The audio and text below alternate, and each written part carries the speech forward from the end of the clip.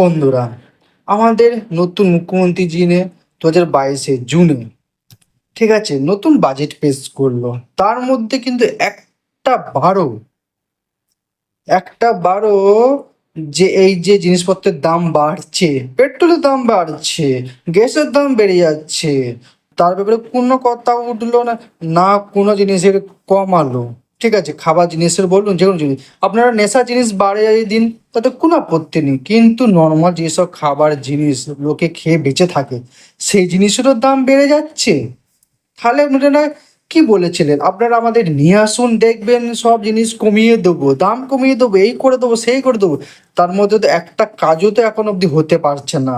এখন আমি দেখছি কিছু কিছু জায়গায় আমাদের এলাকাতে দেখছি একটা রাস্তা ভোটের আগে শুরু হয়েছিল, ভোটের পর শেষ হয়ে গেল, ঠিক আছে, মে জুন, এখন অবধি রাস্তা কিন্তু কমপ্লিট হলো না একটাও।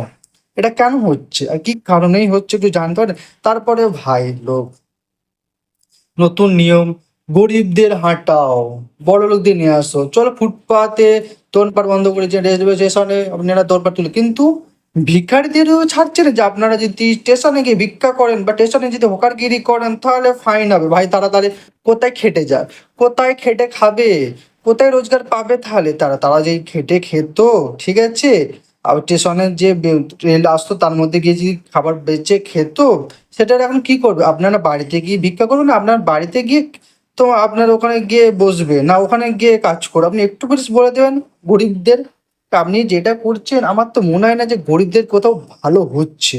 সব ফায়দা কি হচ্ছে আমাদের কিছু বুঝতেই পারছেন এখনো অবধি।